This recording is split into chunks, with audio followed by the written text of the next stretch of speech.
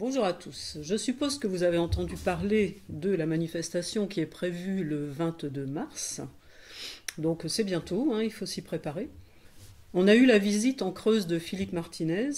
Il est allé voir les employés de l'hôpital de Guéret, il est allé voir les GMS et ensuite il a terminé sa journée à la gare de la Souterraine. C'est une gare qui est menacée déjà depuis plusieurs années. Statut des cheminots. Quand un train il peut pas partir, c'est parce qu'il n'y a pas de conducteur. C'est bien la stratégie de la direction qui est en cause et des gouvernements successifs.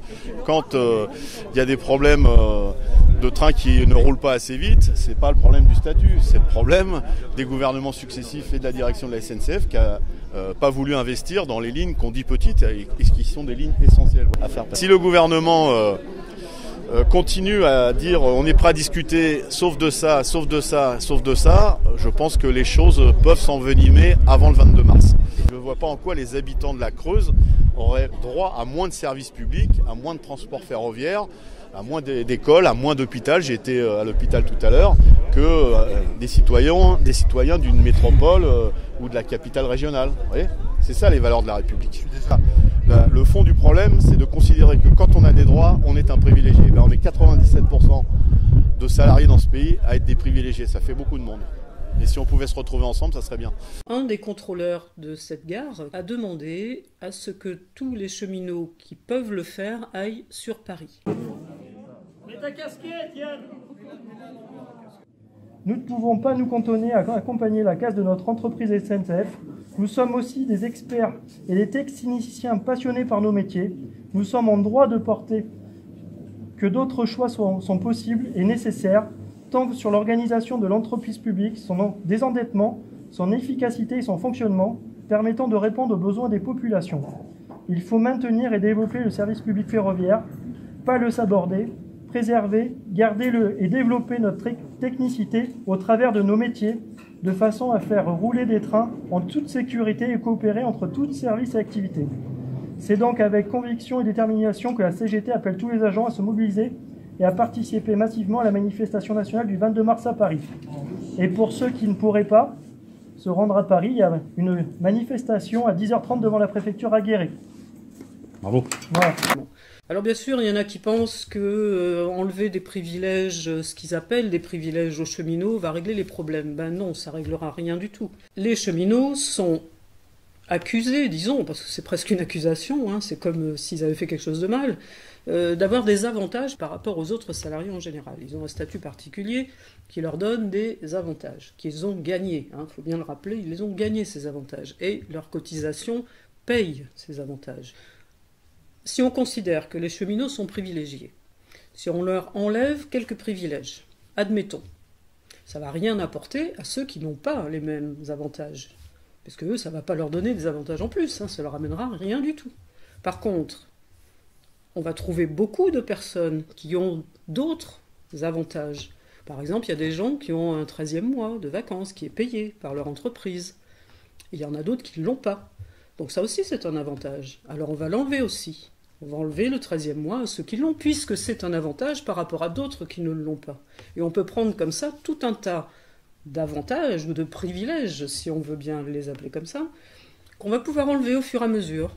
Ce qui fait qu'on va arriver, si on pousse la chose jusqu'à l'absurde, on va arriver que tout le monde travaillera pour rien, quoi. Donc il ne faut pas qu'on accepte d'abaisser le statut de personnes qui ont réussi à avoir un statut plus avantageux. C'est le contraire qu'il faut faire. Et on doit se battre pour ça. Si on va à Paris le 22 mars, ou même localement, ça ne sera pas juste pour les cheminots. C'est pas juste pour eux. D'ailleurs, il n'y aura pas que, puisqu'il y aura aussi toutes les autres administrations qui vont manifester. On y va pour nous tous, pour tout le monde, parce qu'on est tous visés dans cette politique de Macron qui est en train de tout casser. Il en a déjà fait une bonne partie avec le Code du travail, et là, il continue. S'il arrive à ses fins avec la SNCF, c'est fini. Si on laisse faire ça, ils iront encore plus loin. Alors si on laisse faire, là, maintenant, si on ne se mobilise pas, ce qui va arriver, c'est que tout va dégringoler petit à petit. Et on va aller de mal en pis dans tous les domaines. C'est déjà fait pour beaucoup de choses. On doit se mobiliser le 22 mars. Alors pour nous, c'est Paris parce que On est un petit groupe, plusieurs personnes, on en a parlé, et on pense que se mobiliser sur Paris, c'est le plus important. Donc les cheminots, pour la plupart, vont monter à Paris. Donc par tous les moyens, on va essayer d'y aller, par tous les moyens. Covoiturage, vous pouvez contacter les syndicats de cheminots de la ville la plus proche de chez vous, pour voir à quelle heure il y a des trains, pour voir eux comment ils y vont. Alors c'est pas seulement pour les cheminots, c'est toutes les administrations. Il faut que les étudiants viennent, les retraités, même les gens qui travaillent s'ils peuvent prendre leur journée. Le plus de monde possible doit venir. Il faut arrêter de penser que les manifestations ça sert à rien. Les manifestations ne servent à rien si on n'y va pas. Voilà, si on y va, ça sert. Le nombre fait notre force. Il faut qu'on soit nombreux. Voilà, alors prenez d'assaut les trains, faites du covoiturage, essayez d'affréter des cars peut-être par votre groupe d'action. S'ils voient que les Français ne bougent pas, ils se croient tout permis. Voilà, on ne peut pas les laisser croire qu'ils sont tout permis. Voilà. Donc, si vous avez vu votre pouvoir d'achat baisser, ce qui est forcément le cas, puisque tout a augmenté et pas les salaires, si vous avez remarqué que la plupart des grosses boîtes licencient, mais moi j'ai vu dans aucun journal qu'il y avait des embauches massives, non. Alors je ne sais pas comment ils chiffrent pour nous dire que le chômage a baissé, je me demande, parce que on voit beaucoup de licenciements de masse, mais aucune embauche de masse. Voilà, donc il faut quand même se poser les bonnes questions. Alors voilà, il ne faut pas baisser les bras, et il faut y aller. Il n'y a pas d'excuse cette fois pour dire je ne vais pas manifester, il faut y aller. Il ne faut pas laisser les autres le faire à votre place. On doit tous y aller. Il y va de notre vie à nous et de la vie de nos enfants, de l'avenir de nos enfants et des petits-enfants. Si on transforme la France de la façon dont Macron veut la transformer, vos enfants et petits-enfants, ils n'auront pas une belle vie. Je dis vos parce que moi, j'en ai pas. Ne laissons pas faire. On est la nation française, on est les Français. Les Français, on ne s'est jamais laissé faire. Alors, il ne faut pas commencer maintenant. Voilà. Donc, les jeunes, les vieux, tout le monde se mobilise.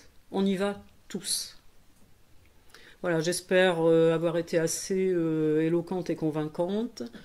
Je vous remercie de m'avoir écouté. Je vous souhaite à tous une bonne fin de journée et tous le 22 dans la rue. Merci.